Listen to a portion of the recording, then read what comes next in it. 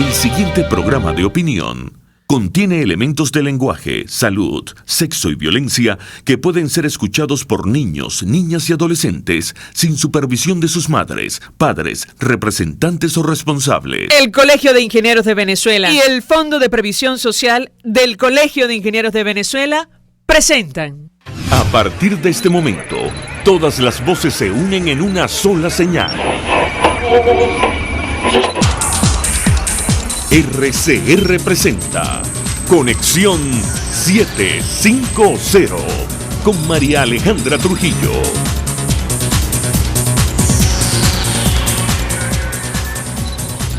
Muy buenas tardes, amigos de Caracas Radio, lo mejor este martes 14 de agosto del año.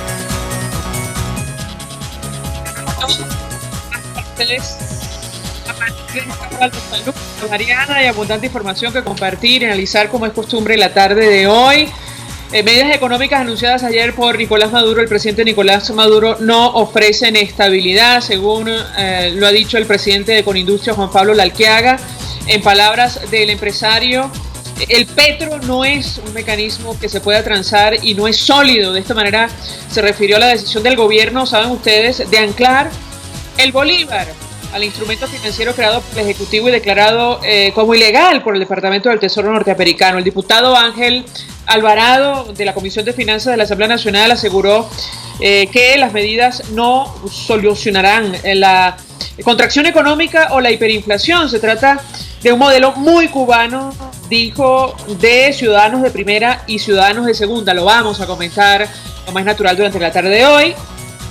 Sobre el ajuste de la gasolina a precios internacionales, los trabajadores del sector petrolero llamaron a protestar por sueldos también internacionales, y la pregunta que nos hacemos es: ¿el gobierno venezolano va a dejar de subsidiar el petróleo y la gasolina a Cuba?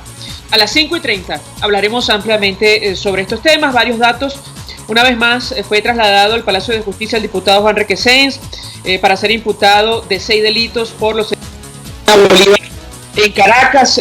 Según lo reveló su hermana, el parlamentario aseguró ante el tribunal: siempre he buscado la salida de este gobierno de manera constitucional, no de manera violenta, no me doblegarán, no les bajaré la mirada porque soy inocente. La Asamblea Nacional aprobó un acuerdo para condenar la violación de derechos humanos al diputado Requesens, especialmente por los tratos crueles e inhumanos e incluso signos de tortura que pueden apreciarse en la privación ilegítima de su libertad. Además, producto de la crisis eléctrica del Estado Zulia, atención, 80% de las empresas se han paralizado según de cámaras. Esto es Conexión 750, comenzamos.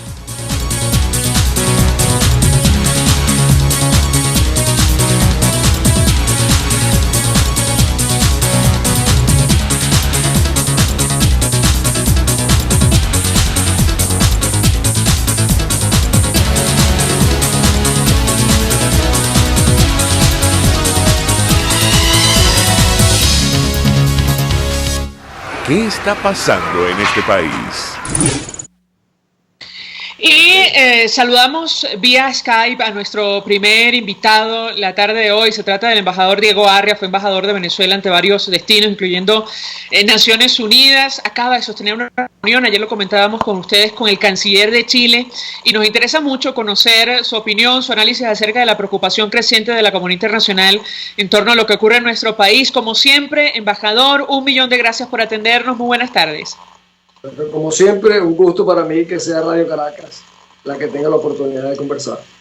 Pues mucho interés de conocer los detalles acerca de este encuentro con el embajador chileno. Llama la atención que, horas más tarde trascendiera a través de agencias de noticias que Chile y otros países de la región se preparan para impulsar una acción coordinada desde la OEA sacar adelante esta denuncia contra Nicolás Maduro ante la Corte Penal Internacional. ¿Qué puede comentarnos?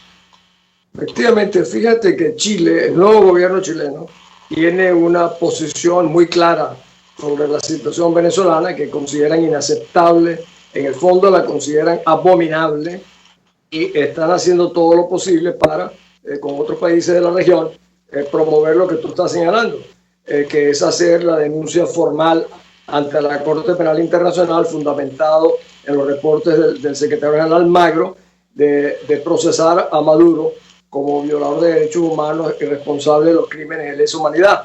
Esta posición que Chile adopta, Chile no solamente tiene una democracia, sino que además es un país que no es chantajeable por Venezuela, como han sido otros países de la región. Está muy distante de tener alguna clase de dependencia económica o financiera de algún tipo con Venezuela. Yo creo que el gobierno del presidente Piñera y del canciller Ampuero se va a distinguir por el liderazgo que pueden asumir en esta materia. Ahora, embajador, apelando a su experiencia, ¿qué posibilidades de éxito puede haber en una iniciativa que es francamente inédita, como lo han destacado funcionarios en la región?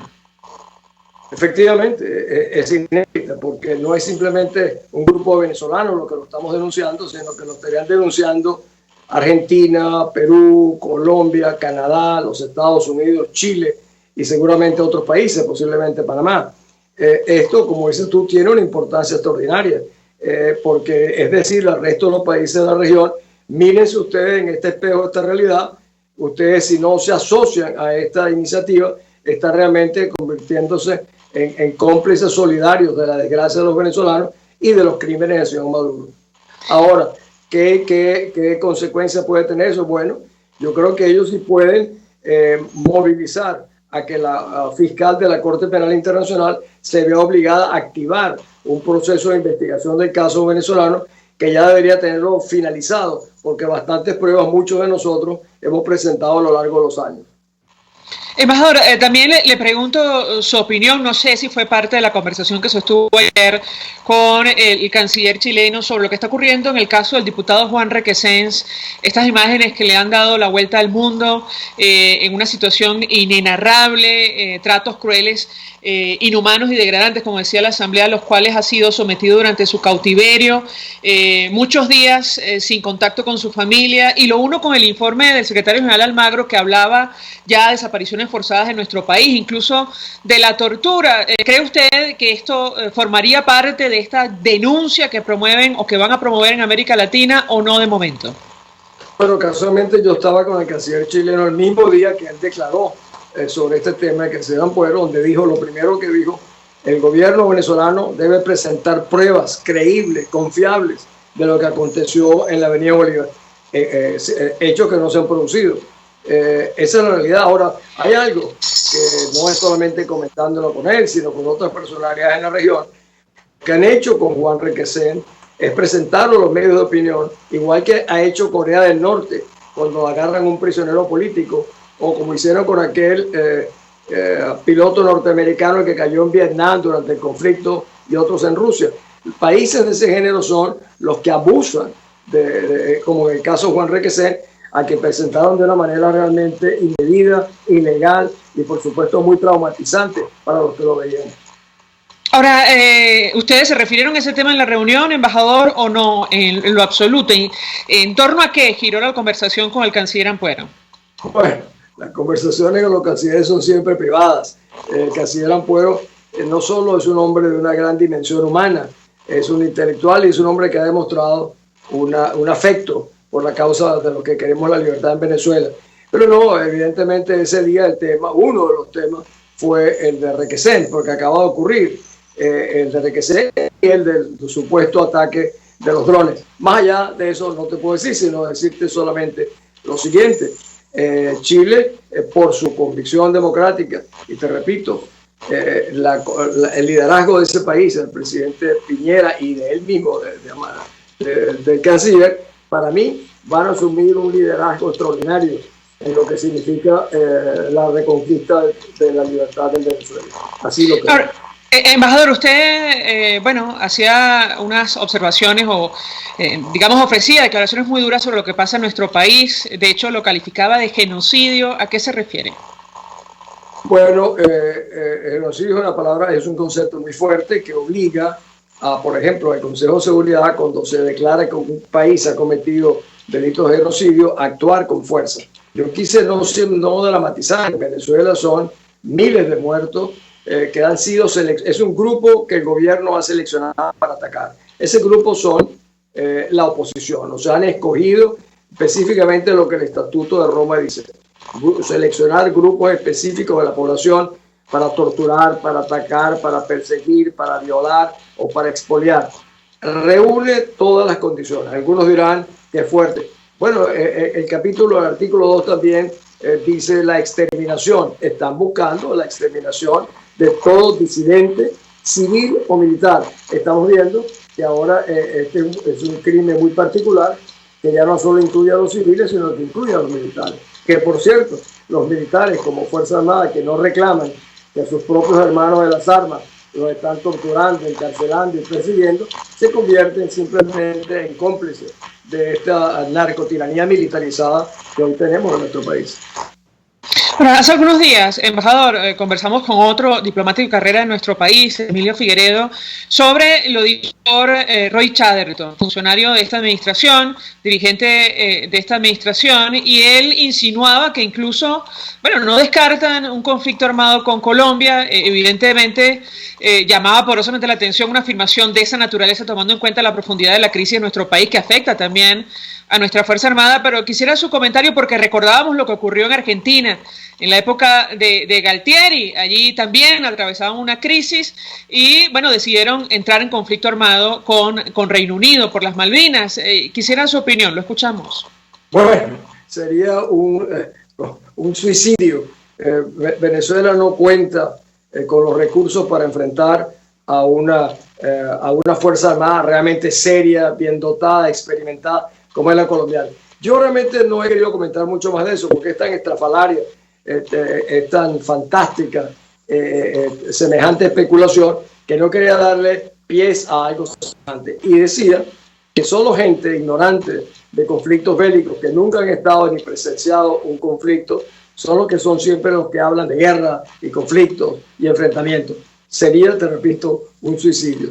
Las fuerzas colombianas están muchísimo mejor preparadas y no son como estos generales de la cúpula militar venezolana que nunca en su vida han oído un tiro, sino aquellos tiros que les disparan o le hacen disparar a los venezolanos desarmados en nuestras calles.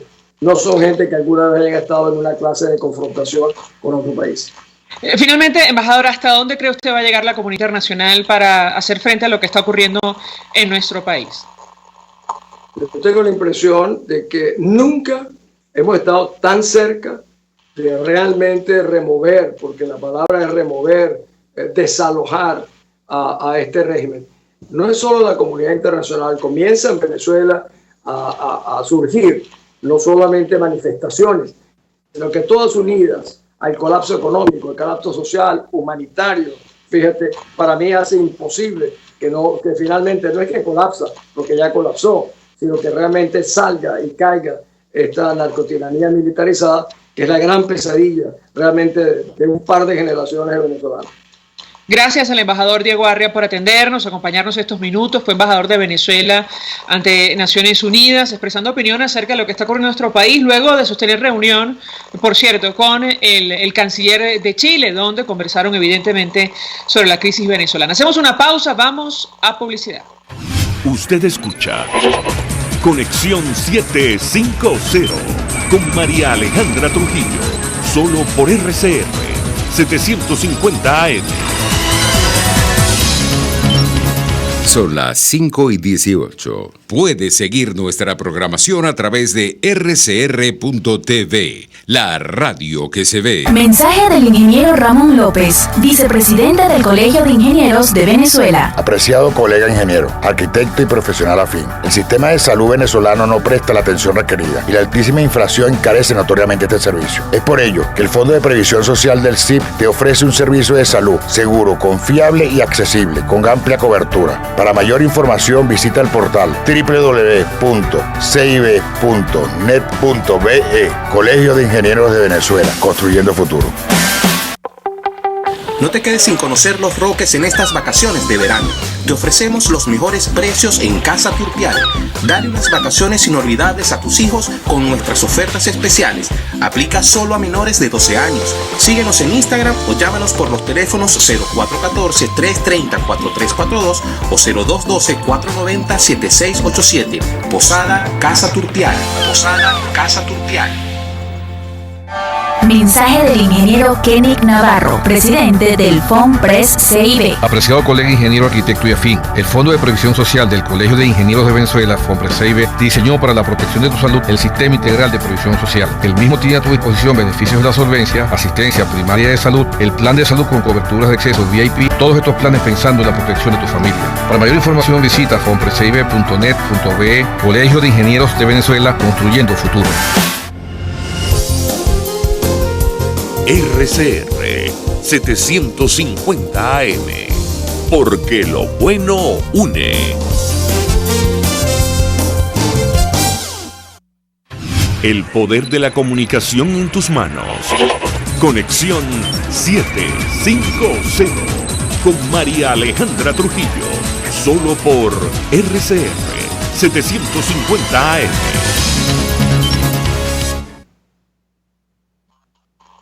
Continuamos, amigos, en Conexión 750, y a propósito del caso del diputado Juan Requesens, en general, toda esta averiguación en torno a los hechos de la avenida Bolívar de Caracas, incluso lo que está ocurriendo en el seno de la Fuerza Armada Nacional.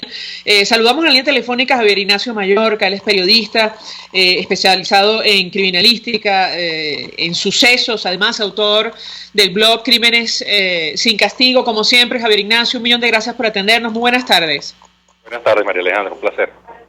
Un gusto, como siempre, conversar contigo. Yo te pediría una primera valoración acerca de lo que se sabe en torno a este caso. Citamos al inicio del programa la primera declaración ofrecida por el diputado Juan Requesens en la audiencia el día de ayer. Él reiteraba su inocencia, advertía que él no lo iban a doblegar y que siempre había buscado la salida del gobierno de forma constitucional. ¿Qué puedes decirnos acerca de lo que se conoce sobre los efectivos militares, incluso activos, que han sido detenidos en el marco de este caso y otros? Te escuchamos.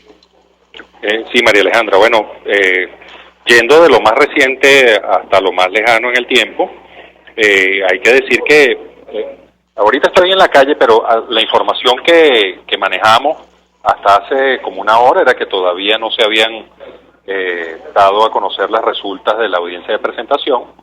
Efectivamente, esa audiencia tuvo como una primera parte hasta bien avanzada la noche, y hoy en la mañana estaban esperando las resultas. Todavía no sabemos, pero está escrito, María Alejandra, que allí se van a confirmar las órdenes de detención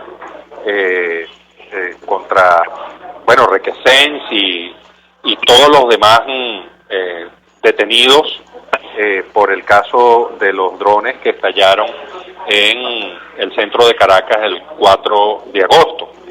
Es muy poco probable que en un caso con tan alto perfil y con un contenido político tan fuerte, con una carga política que ha manejado el gobierno desde un principio, pues vaya a darse una decisión en contrario de algún juez autónomo. Yo creo que aquí no va a haber sorpresas. Lo que puede haber es nuevas detenciones, y efectivamente, como tú lo referías en la pregunta inicial, pues a partir del fin de semana, y específicamente luego de la reunión que tuvo el presidente Maduro y el ministro de la Defensa, Vladimir Padrino, con el generalato y el almirantazgo en Fuerte Tiuna, empezaron a darse estas aprehensiones. La primera fue la del general Pérez Galvis, director de los servicios de mantenimiento de orden interno de la Guardia Nacional, y anoche conocimos, además con un testimonio muy vívido, la detención del general de brigada Hernández da Costa, quien hasta, la semana pasada o hasta estos días, pues, fungía como jefe de Estado Mayor de la Red y Capital. Hay además un coronel detenido, y hay además, María Alejandra, otros investigados, casi todos, según entiendo, y esto de manera extraoficial, pertenecientes a la Guardia Nacional, porque, una de las líneas de investigación tiene que ver con la filtración de la información sobre el lugar y las características del dispositivo de seguridad que se aplicaría en este acto aniversario de la Guardia Nacional. Este es un detalle que es básico, es muy importante mantenerlo en cuenta. El aniversario de la Guardia Nacional siempre se celebró en instalaciones militares, es decir, en los próceres, en el patio de la Academia Militar de la Guardia Nacional, y nunca en el final de la Avenida Bolívar, como fue en esta oportunidad, y fue allí justamente el sitio donde se dio este incidente con los drones.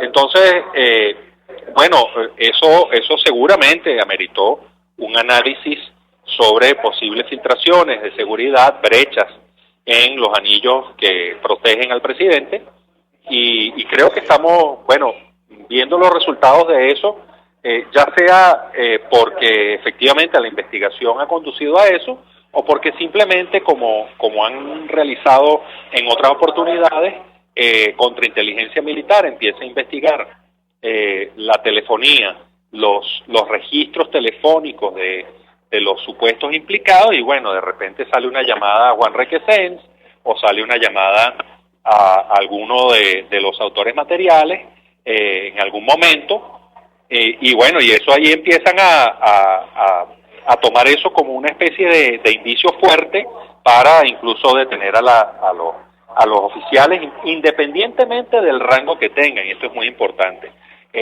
Lo que vimos en el video, en el caso del general Hernández da Costa, es muy revelador, porque ya sabíamos que contrainteligencia militar está allanando y está deteniendo sin contar con las órdenes correspondientes, actuando como justicia de comando, pero no lo habíamos visto con un testimonio gráfico tan vívido como ese.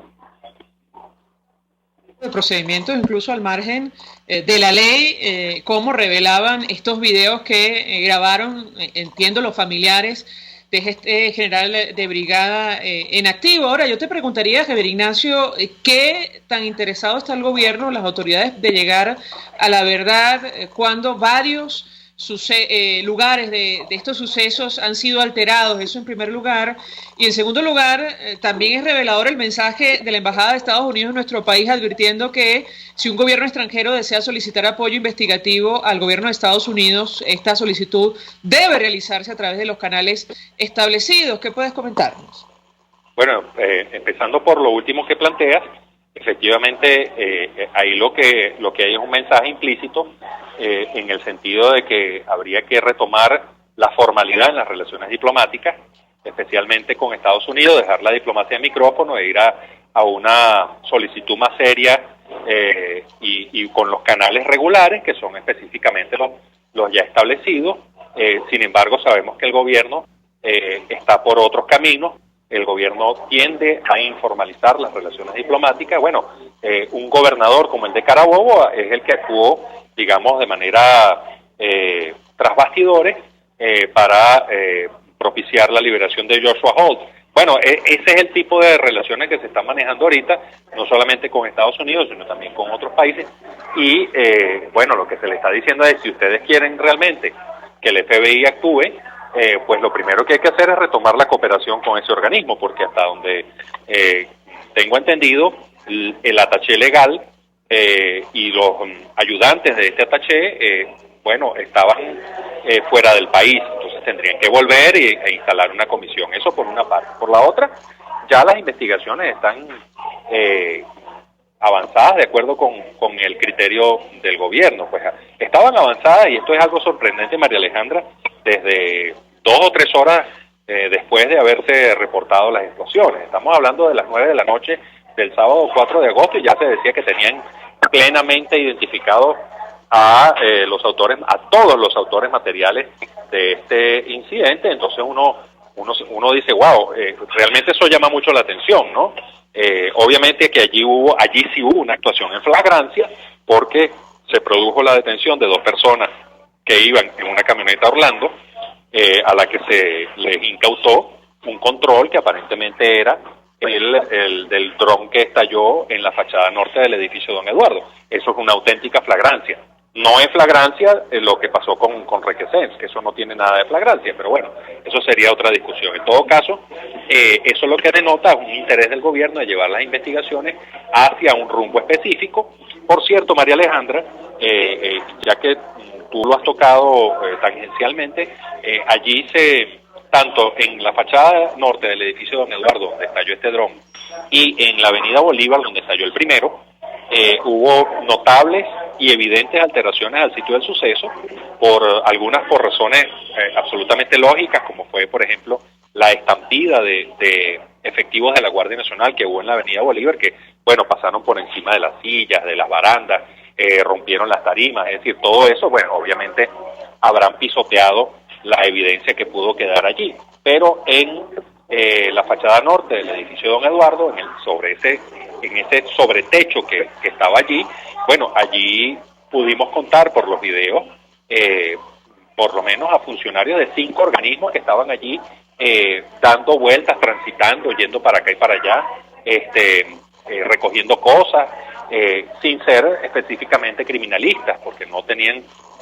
los instrumentos que dijeran que estaban cumpliendo esas funciones. Eso por una parte, y por la otra veíamos que el sitio del suceso no estaba debidamente precintado, no existía un resguardo del perímetro del sitio del suceso, y esto es algo que es del ABC de la criminalística, y creo que además eso está en un manual de protocolos para el tratamiento de este tipo de situaciones que ha sido emitido por el Ministerio Público. Parece que nada de eso se cumplió, y entonces, bueno, ahí uno entiende que las investigaciones se están orientando hacia un sentido específico para inculpar a elementos de la oposición con unos elementos de prueba que, bueno, uno tendría que por lo menos plantear una duda al respecto, porque hasta ahora pues no los hemos conocido. Javier Ignacio, sobre esta reunión con buena parte del estamento militar, ¿sabes que han trascendido algunos detalles?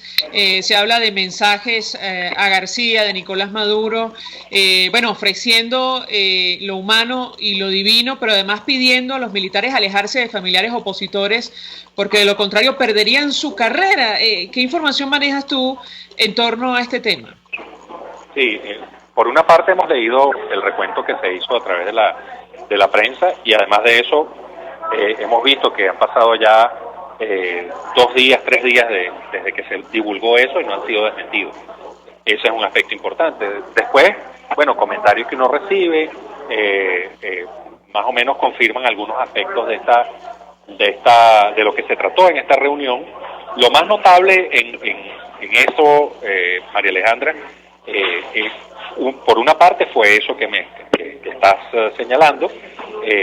Se le ha exigido a los militares una lealtad absoluta, más allá de las formalidades que implica el cumplimiento del deber.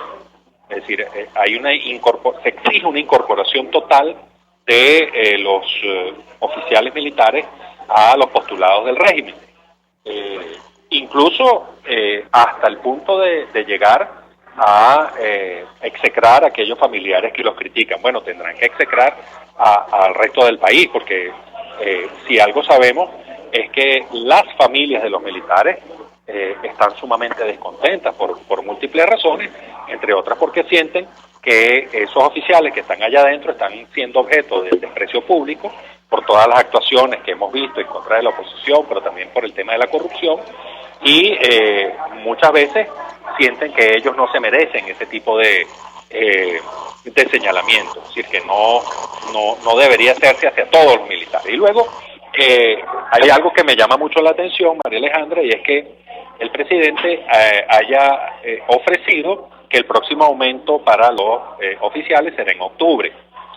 Bueno, sabemos que las empresas están haciendo aumentos de salario prácticamente todos los meses, y si no, de manera intermensual. Que se le diga a los oficiales que se les va el próximo incremento va a ser en octubre, con esta inflación tan galopante, pues da la impresión de que ese no es un anuncio muy auspicioso, ¿no? Porque allí lo que implica es que estos señores van a tener que hacer de tripas corazón, a pesar de que tuvieron un aumento bastante sustancioso hace mes y medio. Pero bueno, todos los aumentos en este momento para todos los asalariados se están diluyendo a propósito de la inflación. Y un tercer aspecto, María Alejandra, tiene que ver con un anuncio que se hizo en esta reunión y tiene que ver con la posibilidad de unas maniobras combinadas entre las Fuerzas Armadas de Venezuela, las de Rusia y las de China. Bueno, y esto en el contexto del anuncio que se ha hecho de las maniobras UNITAS en las costas de Barranquilla. Bueno, esto llama mucho la atención. Yo creo que hay que poner el ojo en ese proceso, no vaya a haber algún incidente que nadie, por supuesto, nadie desea. Gracias, Javier Ignacio Mallorca, como siempre, por atendernos, acompañarnos, periodista especializado en criminalística, en sucesos, autor del blog Crímenes sin Castigo, ofreciendo detalles acerca de esta averiguación, los hechos del 4 de agosto, pero también a propósito de lo que está ocurriendo internamente en la institución armada de nuestro país. Hacemos una pausa y al regreso más. Estás en sintonía de Conexión 750, solo por RCR 750 AM. Sintonícenos a través de Periscope, @RCR750, la radio que se ve. Mensaje del ingeniero Enzo Betancourt, presidente del Colegio de Ingenieros de Venezuela. Estimados colegas, ingenieros, arquitectos y profesionales afines, el hombre es del tamaño de sus dificultades y siempre será capaz de vencerlo. En el año 2018 debemos trabajar para construir el país que nos merecemos todos los venezolanos. Siempre un paso adelante. Visita nuestro portal www.cib.net.be. Colegio de Ingenieros de Venezuela, construyendo futuro. ¡Epa! Envía tu carga desde USA a Venezuela y Panamá y desde Panamá a Venezuela por K-Export, ya sea por vía marítima o aérea. K-Export consolida tu carga y la reempaca. En USA te ofrece casilleros gratis donde puedes enviar todas tus compras. K-Export es la primera empresa de carga de venezolanos en Miami. Infórmate por su página kexport.net o llama en Venezuela por el 0241-775-5575. K-Export, déjalo todo en nuestras manos.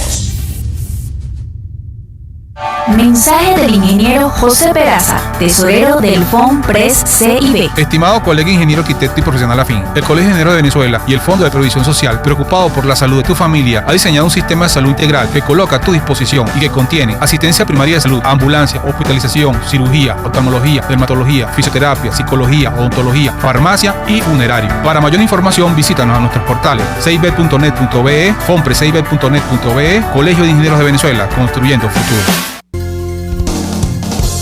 RCR 750 AM, porque lo bueno une. Este programa es presentado por Puig es María. María es de Puig. La Academia de Ciencias Físicas, Matemáticas y Naturales presenta El progreso tiene su ciencia. Hoy presentamos Santos Aníbal Dominici, fundador del Instituto Pasteur. En el Carnaval de Caracas de 1901, los estudiantes universitarios participaron con una carroza que representaba a un personaje popular que animaba los corrillos de la Plaza Bolívar de Caracas con sus cuentos estrafalarios. El cuentacuentos de la carroza era en realidad una parodia del presidente Cipriano Castro, y el gobierno así lo interpretó. Los estudiantes involucrados fueron expulsados de la universidad y el rector, quien decidió defender a sus estudiantes, fue destituido y enviado a prisión. ¿Quién era este rector que se atrevió a contradecir al gobierno? Se trataba del joven médico Santos Aníbal Dominici, nacido en Carúpano en 1869. Graduado de la Universidad Central en 1890 y de la Universidad de París en 1894, había fundado, junto a otros colegas, el Instituto Pasteur de Caracas, primer centro de investigación microbiológica del país. Allí identificó por primera vez en Venezuela al Plasmodium falciparum, uno de los parásitos responsables del paludismo. Dominici también fue pionero en el uso de pruebas serológicas para el diagnóstico de la fiebre tifoidea en el país. Poco después de ser apresado, logra salir del país y exiliarse en Francia, y ya con 67 años de edad, regresa para contribuir a enrumbar el país por una senda de progreso. fue nombrado ministro de Sanidad. Obtuvo nuevamente su cátedra universitaria e ingresó a la Academia Nacional de Medicina y a la de la Lengua. La vida de Santos Aníbal Dominici se apagó en 1954, a los 85 años, pero su ejemplo de constancia y servicio sigue alumbrando a las nuevas generaciones de científicos. El progreso tiene su ciencia. La Academia de Ciencias Físicas, Matemáticas y Naturales presentó El progreso tiene su ciencia. Cuando cierras los ojos y viajas en el tiempo. Cuando el sabor te transporta a otro lugar. Cuando el olor te hace recordar momentos únicos. Esa es María Puig, una galleta que es un pedacito de tu historia. María Puig, una galleta que endulza tu vida. María Puig, una galleta que te ha acompañado por más de 100 años. Puig es María. María es de Puig. Este programa fue presentado por Puig es María. María es de Puig.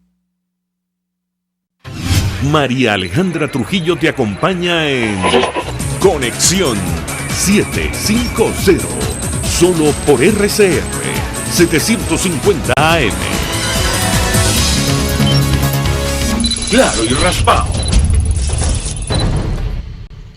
Continuamos, amigos, en Conexión 750. Lo dicho, a partir de esta hora hablamos ampliamente acerca del telón de fondo de esta crisis, la situación económica en nuestro país, que pasa, como ustedes comprenderán, por las medidas que anunciaron el día de ayer.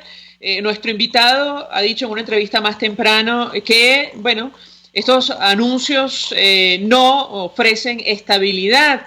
Se trata del presidente de Conindustria, Juan Pablo Lalqueaga, en palabras del empresario. Bueno, el petro no es un mecanismo que se pueda transar, además no es sólido.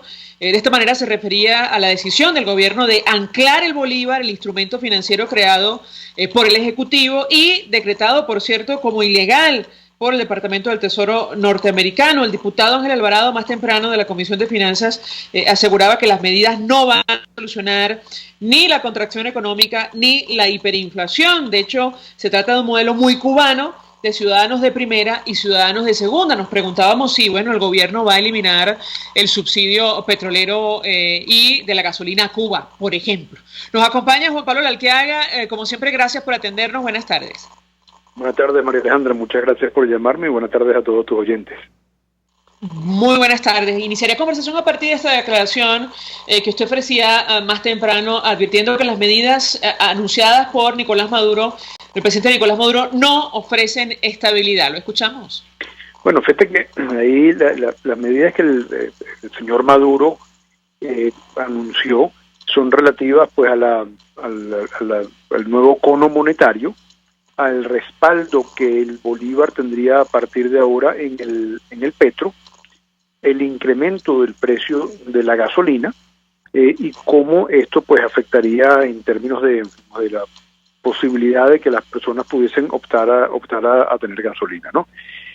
Sobre el cono monetario lo que te puedo decir es lo siguiente. El problema de Venezuela es un problema de inflación, no de denominación de moneda, más allá de que la denominación de la moneda pues sea compleja en este momento, porque con la cantidad de ceros que tiene, pues resulta difícil leer.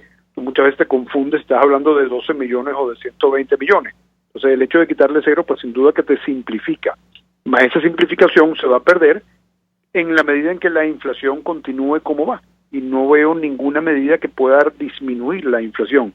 Yo lo he dicho innumerables veces, la inflación es el producto de tener una masa monetaria creciente en la medida en que tú no tienes una producción de bienes y servicios que acompañe esa magnitud de masa monetaria, ¿verdad? La masa monetaria en Venezuela es un resultado de monetizar el déficit fiscal, es decir, que tú vas emitiendo dinero para cubrir el déficit fiscal, es decir, que la masa monetaria lo que va haciendo es funcionando como un aporte de caja para el gobierno y el Banco Central no va utilizando, digamos, las herramientas que él tiene como para que el gobierno se limite a no gastar más de lo que debe o se limite a tener un déficit fiscal, digamos, máximo aprobado, que no funcione como funciona en este momento, digamos, simplemente como un emisor de dinero para cubrir todas las extravaganzas que se le van ocurriendo al gobierno central. Entonces, si tú no controlas la masa monetaria, pues no controlas la inflación, y si no controlas la inflación,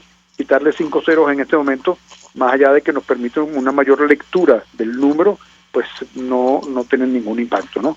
Luego tenemos el tema del petro. El petro, el señor Maduro dice que él va a anclar el bolívar al petro, pero ¿qué es lo que es el petro? ¿Verdad?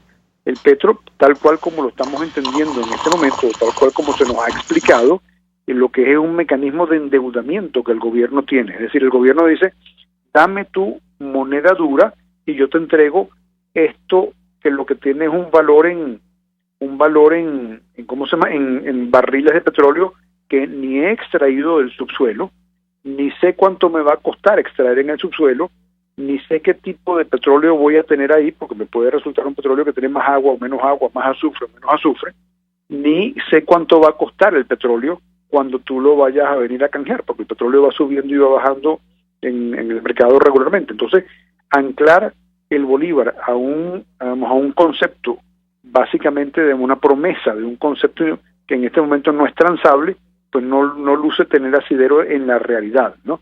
Es decir, si no luce tener asidero en la realidad y tú sigues emitiendo masa monetaria, bueno, no entiendo bien cómo va a funcionar ese teórico anclaje al cual él se refiere, ¿no? Así que, visto de esa forma, yo no encuentro que las medidas monetarias que él haya pasado vayan a tener algún efecto positivo en la recuperación del poder adquisitivo del consumidor, ¿no?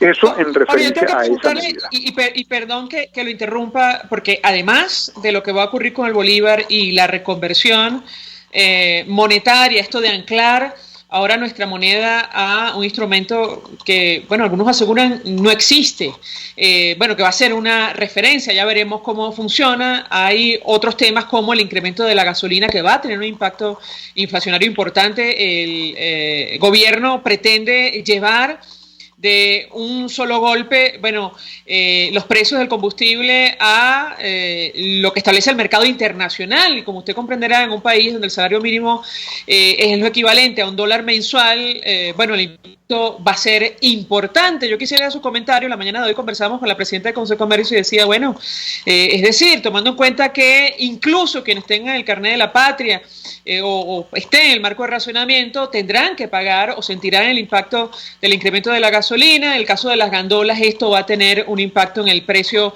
final de los productos. Yo quisiera su comentario en torno a esta medida. Lo escuchamos. Bueno, fíjate, María Alejandra, yo creo que esto tiene algunos aspectos que son de materia económica y algunos aspectos que son de materia política, ¿no? Dentro de los aspectos de materia económica, sin duda lo que tú estás reflejando, lo que tú estás diciendo es un reflejo de lo que va a suceder. Si tú incrementas sustancialmente el precio de la gasolina para un número importante de proveedores de servicios, es decir, de transportistas, o bien sean de gente o bien sean de productos, ¿no? Bueno, ¿en cuánto se van a poner esos productos? Si tú lo llevas a niveles internacionales, y se habla que los niveles internacionales están en torno a $1 o $1 tanto por litro. Bueno, $1 tanto por litro, calculado a la tasa de cambio de DICOM, significa que tú vas a pasar de pagar 200 bolívares por llenar el tanque, vas a pasar a pagar 20 millones de bolívares por llenar el tanque. Cuando tú vas a traer un camión, digamos, de cualquier centro de producción de producción agrícola para Caracas, bueno, el impacto principal que van a tener esos rubros agrícolas ahora va a ser el costo del transporte derivado del precio de la gasolina. Así que tú vas a estar generando unos niveles de inflación en un momento en el cual los consumidores están con el bolsillo realmente muy apretado. O sea que en nada vas a contribuir a la estabilización o la recuperación del poder adquisitivo, lo que vas a contribuir es totalmente lo contrario. Luego, tú tienes desde el punto de vista, empresarial, es bueno que se reconozca que tiene que haber un precio que compense los costos, pero tú estás tomando una empresa que tú mismo como gobierno, tú mismo has quebrado a la empresa, tú mismo la endeudaste a unos puntos que son inviables de que esta empresa pueda pagar su deuda. Tú mismo le quitaste la gerencia y la convertiste en una empresa que perdió producción al pasar de 3.200.000 barriles diarios a un poco o alrededor de 1.200.000 barriles diarios. Es decir, le quitaste un volumen de producción enorme, le quitaste un volumen de producción enorme a los productos de refinación. Tú refinabas antes 1.300.000 barriles diarios, ahora estás refinando menos de 300.000 barriles diarios. tú antes tenías una cantidad de productos que le has venido restando, digamos, bases lubricantes que tú producías, bueno, ya no las estás produciendo, ¿verdad? Tú antes tenías una estructura de compañía que te permitía sacar petróleo pesado y refinarlo en refinerías en ¿cómo se llama?, en Estados Unidos, que eran capaces de procesar esos crudos pesados venezolanos que fuiste vendiendo como para hacer caja, ¿verdad? Entonces tú has creado una cantidad de distorsiones, una cantidad de elementos que van disminuyendo enormemente la producción y la viabilidad financiera de la compañía, y ahora le quieres cobrar a los venezolanos entonces un precio internacional por todas las ineficiencias que tú mismo has causado. Bueno, yo creo que eso tiene un cuestionamiento en términos de justicia. ¿Es justo que tú le hagas esto a los venezolanos cuando tú la destruiste? Bueno, más allá de hacernos ese cuestionamiento, bueno, este aumento del precio va a traer un cambio en la estructura gerencial de la compañía, que ahora la va a hacer más rentable, más viable, más transparente, más lucrativa en términos generales. Bueno, porque si no es así, yo estoy pagando el costo de una destrucción que no hice, y además va a seguir siendo una compañía destruida. Luego tienes cuestionamientos políticos. Yo voy a pagar en Venezuela precio internacional, pero le vendo petróleo a Cuba y se lo cobro a 1% al año a 15 años. Entonces, ¿por qué los venezolanos tenemos que subsidiar a los cubanos? Los venezolanos tenemos que sacarnos plata de nuestro bolsillo para subsidiar a los cubanos, ¿no? El costo de la gasolina, el precio que se paga por la gasolina de extracción, bueno, esas gandolas que salen a la vista de la Guardia Nacional de aquí para Colombia, ¿verdad? Eso va a ser pagado con el carnet de la patria, o eso va a ser pagado a precio también internacional, con lo cual se acaba ese negocio. Desearíamos que se acabara, ¿verdad? Entonces yo creo que hay una cantidad de cuestionamientos que se deben hacer antes de una aceptación simple de que el precio se debe pagar, el precio internacional se debe pagar. Y luego, finalmente, te digo, María Alejandra, el precio internacional que tú pagas en una bomba en Estados Unidos incluye elementos que no tienen por qué estar incluidos en el costo, en la estructura de costos venezolana. Ahí está el flete, por ejemplo, el flete del barco con el cual se va el petróleo para los Estados Unidos o se va para China. Ese flete no hay que pagarlo en Venezuela. Están los impuestos que se pagan, y enormes impuestos que se cobran a la gasolina en Estados Unidos. Bueno, ¿por qué vamos a pagar nosotros esos impuestos aquí? Entonces está bien que nosotros evaluemos cuál es el costo de producción, de refinación, de distribución y de transporte en Venezuela, y sobre eso hay un margen de contribución. Pero eso no quiere decir que ese precio al cual te estoy haciendo referencia en este momento sea el equivalente del precio internacional. Que yo creo que unos elementos aquí de cuestionamiento que van mucho más allá de un simple: nosotros no debemos pagar precio internacional. Sí, un debate contable que no tiene nada que ver con la realidad venezolana. Ahora, finalmente me gustaría conocer su opinión sobre lo que va a pasar con el sector privado, porque da la impresión que efectivamente, como decía el diputado Alvarado, esto es un modelo muy parecido al cubano. Vuelve el precio máximo de venta al público en pleno proceso hiperinflacionario. Creo que muy pocas empresas van a poder subsistir en una situación de esa naturaleza. De hecho, la presidenta de Consecomercio decía, bueno, vamos a la informalización de nuestra economía. Yo quisiera su comentario en torno a este tema. Bueno, ahí te podría decir lo siguiente, María Alejandra. La reducción del parque industrial venezolano ha sido muy de magnitudes enormes, ¿verdad? O sea, hay muchas menos empresas, y esas empresas además trabajan a un volumen de producción mucho más bajo. El parque industrial venezolano emplea a muchas menos personas en este momento y fabrica muchos menos productos, ¿no? Sin embargo, la gran mayoría de los empresarios venezolanos honestos que tuvieron que invertir en sus empresas, que a lo largo de muchos años las hicieron crecer, permanecen aún en Venezuela, en estas condiciones de menor volumen de producción, en estas condiciones de que casi no se puede vender, de que aquello que tú vendes, pues los consumidores casi no lo pueden pagar, de que casi no lo puedes despachar, porque tienes todas las dificultades logísticas para el despacho, pero esos empresarios ahí permanecen, ¿no? ¿Y por qué permanecen ahí? Bueno, permanecen porque le están apostando al cambio político, porque entienden de que Venezuela puede, una vez hecha la transición política, puede pasar por un proceso de recuperación y puede pasar por un proceso de crecimiento, y se quedan solamente por eso. De manera tal que yo no creo que vayan a cerrar muchas más empresas. Lo que pueden hacer es disminuir más su volumen de producción, pero no creo que vayan a cerrar, porque yo creo que esa apuesta, habiendo esos empresarios contribuido en la construcción de esos planes de recuperación y además están apostando a un nuevo país, luego de este drama por el cual hemos pasado, luego de esta destrucción por la cual hemos pasado, y que nos hemos dado cuenta de que las economías centralizadas son conceptualmente malas y prácticamente malas.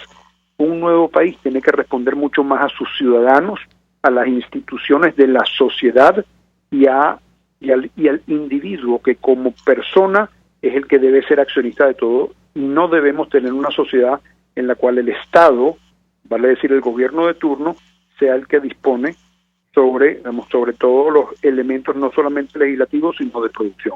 Así que yo creo que aquí hay una apuesta importante porque podamos cruzar el puente de esta tormenta y poder participar en ese nuevo país que estamos todos ansiando. Gracias a Juan Pablo Lelquiaga, como siempre, por atendernos. Vamos a la pausa y al regreso más. Escuchamos Conexión 750, solo por RCR 750 AM. Puedes seguirnos en nuestras redes sociales. En Twitter, @RCR750, la radio que se ve. Mensaje del ingeniero Ramón López, vicepresidente del Colegio de Ingenieros de Venezuela. Apreciado colega ingeniero, arquitecto y profesional afín, el sistema de salud venezolano no presta la atención requerida y la altísima inflación encarece notoriamente este servicio. Es por ello que el Fondo de Previsión Social del CIP te ofrece un servicio de salud seguro, confiable y accesible, con amplia cobertura. Para mayor información visita el portal www.cib.net.be, Colegio de Ingenieros de Venezuela, construyendo futuro.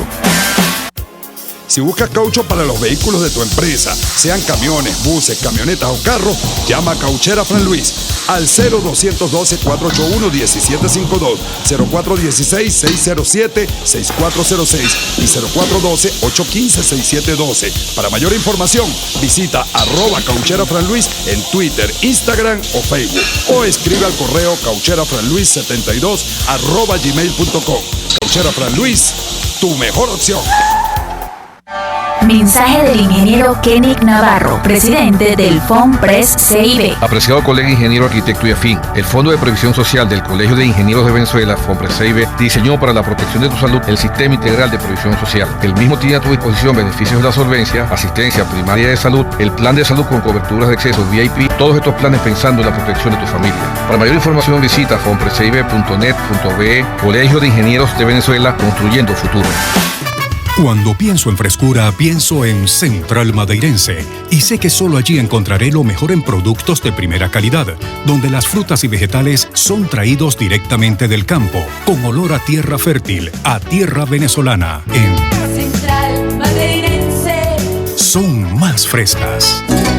RCR 750 AM, porque lo bueno une.